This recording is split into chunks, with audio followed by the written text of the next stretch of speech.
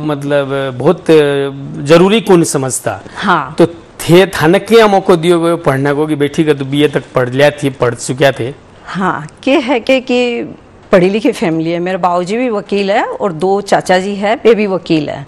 तो वो पढ़ी लिखी फैमिली होने से क्यों हो कि बे हफ्ता में 2 दिन तीनों भाई घर रहता, हफ्ता में 5 दिन बे लोग बाहर ही जाता, केस आती, केस जो भी होता है सिलसिला में बाहर ही जाता। और परिवार में मैं सबसे बड़ी थी। तो क्यों हो कि बे लोग फिर सारों मना सौंप करके जाता कि कोई आदमी आवे तो बी को लिखणो है कि कौन आयो, के बोल के गयो, के काम कराणो है, या वो कोई फाइल दे करके गयो तो बी को के है या करके बे मना जिम्मेवारी सौंप कर जाता बचपन से ही।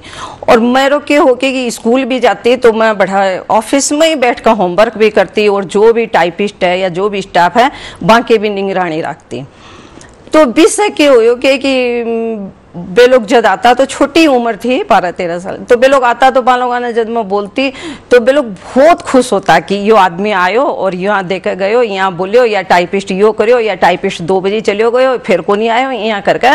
तो बे लोग बहुत खुश होता और बोलता कि लड़कियां ना जरूर पढ़ना चाहिए। इस तरीका से क्यों हो कि मना कभी प्रॉब्लम को नहीं आई कि दिक्कत को नहीं आई कि मना पढ़ाई के लिए कि मैंने बोलना पड़ा कि नहीं मैं पढ़ूंगी बोल कर।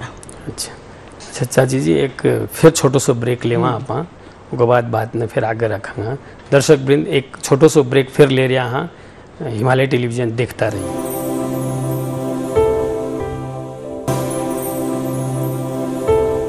दर्शक वृंद ब्रेक के बाद फिर से स्वागत है। आओ अपनी बातचीत ने जारी रखें।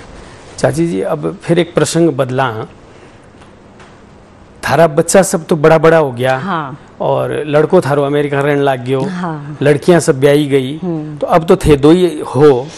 तो थारी अब दिनचर्या कहीं यहाँ रवा जहाँ थाना देखने से यहाँ लगे कि थे एकदम खुश मिजाज हो, खुश रहो हो, तो थारी दिनचर्या कहीं यहाँ बीते हुई।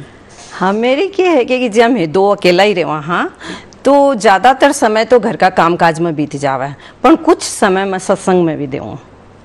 सत्संग बोलने से की चीज ने बोलना चाहो थे?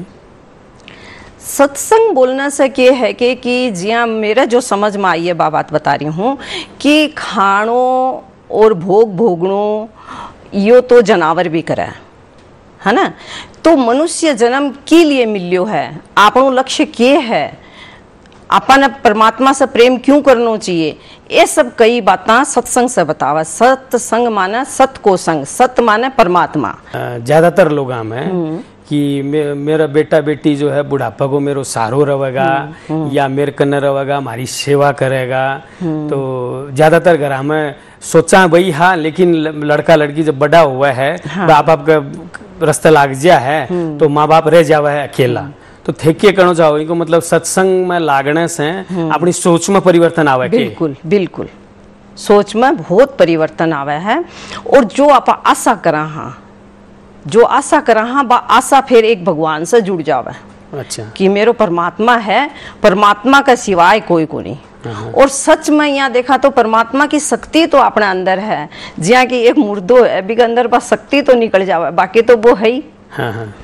तो बस शक्ति काम करा। आज बोलना तो भी परमात्मा की शक्ति है, कुछ भी करा तो परमात्मा की शक्ति है। तो जब को धीरे धीरे एहसास होने लगा ना, तब फिर मना कौन लगे कि भावना रेवे कि बच्चा मेरी सागा रेवे या मेरा दुख तकलीफ में काम आवे या फिर मैं अकेली होगी, बिल्कुल भी को नहीं आवे। अच्छा चाची जी, आज का कार्यक्रम को अपनो समय करीब करीब समाप्त होने में आ गयो है। थे हमारा दर्शक ने क्या कहना चाहोगा? हाँ, मैं दर्शकाना यही बोलना चाहूँ कि आपके लिए समय जरूर निकालना चाहिए। कितनी भी व्यस्त लाइफ हो, पर 1-2 घंटा खुद के लिए जरूर निकालना चाहिए। विषय क्या है कि आप खुद के लिए सोचा करा तो खुद की कमी कमजोरी को आपना पतो चला तो बिना आप दूर करा। अच्छा चाची जी, थे हिमालय टेलीविजन को यो कार्यक्रम आपनो नेपाल आपनो गौरव में आया, इनके लिए थारो बहुत बहुत धन्यवाद। और हिमालय टेलीविजन की तरफ से या थारे लिए छोटी सी भेंट। धन्यवाद। दर्शक वृंद, आज के कार्यक्रम को समय करीब करीब समाप्त होने में आ गयो है। आपा कोई भी अपना त्यौहार ने प्रेम और सद्भाव से अगर मनावांगा तो उन त्यौहार को पूरा भरपूर आनंद ले सकांगा, या मन में रखते हुए अपना त्यौहार मनाना चाहिए, ना कि कोई दिखावों को सोच नहीं बनानी। और गणपति आपने सबका सागे बनिया रहे, गणपति अपना सबका विघ्न हरता रहे, रिद्धि सिद्धि अपने सबके सागे हमेशा रहे, यह कामना करते हुए आप लोगों से मैं इजाज़त लेऊंगा। अगले शनिवार आप फिर मिलांगा नई सामग्रियां के सागे। और कार्यक्रम के बारे में आपको कोई सलाह सुझाव हुआ तो थे मेरे से 98 498 23 804 में फ़ोन संपर्क कर सको हो, या आपनो नेपाल@himalayatv.com पर ईमेल से संपर्क भी कर सको हो। धन्यवाद।